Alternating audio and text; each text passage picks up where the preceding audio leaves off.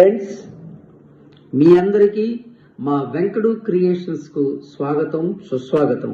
ఈరోజు show Johnny master శిక్ష ఎలా పడబోతుంది, ఎంత పడబోతుంది, ఆ విషయాలన్నీ మనం కూలంకుషంగా చర్చిద్దాం.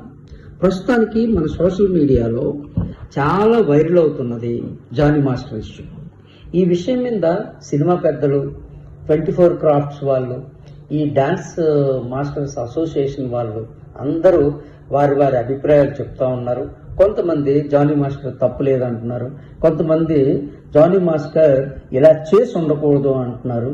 ఏది ఏమైనా at the end of the day అమ్మాయి మాత్రం సఫర్ అయిందన్నది నిజం. నాకు తెలిసిన విషయాలు, నేను సేకరించిన విషయాలు ఆధారంగా ఇప్పుడు నేను మాట్లాడుతున్నాను. జానీ మాస్టర్ నైజము ఈ విధంగా ఉంటుందండి. Very emotional fellow.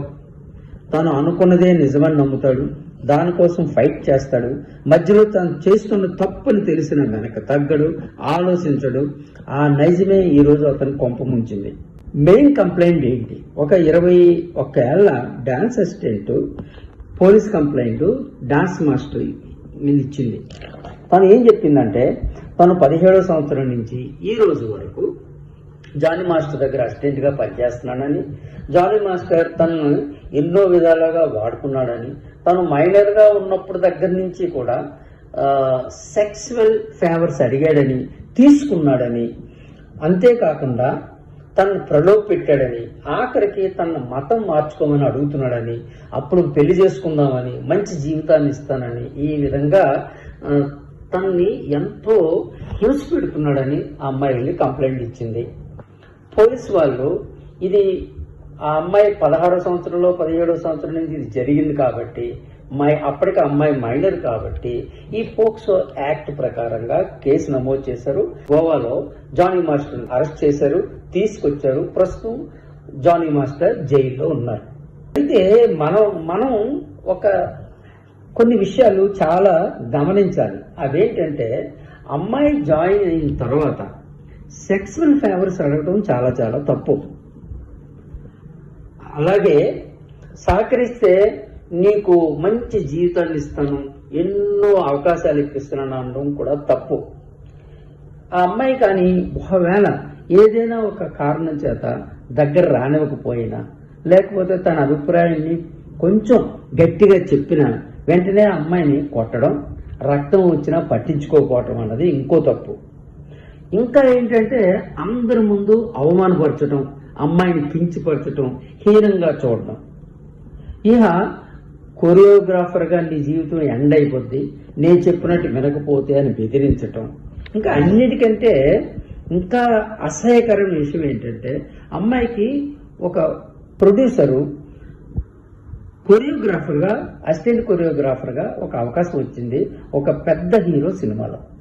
అమ్మాయి పని చేసుకుంటున్నప్పుడు ఈయన ఆ సెట్కి వెళ్ళటం, అమ్మాయిని బెదిరించటం, సాయంకాలం వచ్చి కలవకపోతే నీ కెరీర్ లేకుండా చేస్తానంటాం, ఇలాంటి విషయాలన్నీ అస్సలు సభ్య సమాజంలో జరగకూడదు, జరిగాయి. ఇన్ని జరిగిన తర్వాత అమ్మాయి వెళ్ళి కంప్లైంట్ ఇచ్చింది. నేచురల్. అలా కంప్లైంట్ ఇవ్వకపోతే తప్పు, ఇచ్చింది. అందరూ ఏమంటున్నారంటే 5 సంవత్సరాలు ఊరుకుంది, ఇప్పుడు ఎందుకు ఇచ్చింది? అరే 5 సంవత్సరాలు భరించింది భరించింది భరించింది.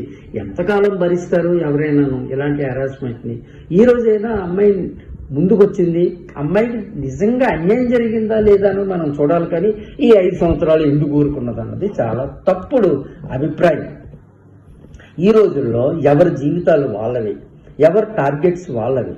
మన లిమిట్స్ లో మనం ఉండాలి. మనం డాన్స్ మాస్టర్ అయినంత మాత్రాన్ని అమ్మాయి మీద సర్వాధికారాలు మనకు ఉండవు. అది మాత్రం ముఖ్యంగా మనం జ్ఞాపకం ఉంచుకోవాలి.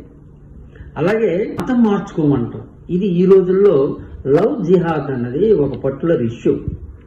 ఈయన ఆ అమ్మాయిని నువ్వు మతం మార్చుకుంటే నేను పెళ్లి చేసుకుంటాను, నీకు అందమైన జీవితం ఇస్తాను, చాలా మంచి కెరీర్ ఇస్తాను, ఇవన్నీ ప్రలోభ పెట్టడం.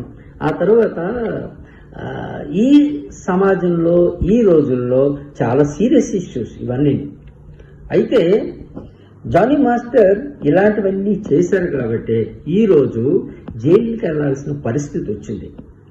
ఇప్పుడు మనకు అందుతున్న సమాచారం ప్రకారం పోలీసులు అన్ని ఆధారాలు సేకరించారు. ఆ తర్వాత మాత్రమే ఎఫ్ఐఆర్ చేశారు, అతన్ని అరెస్ట్ చేశారు.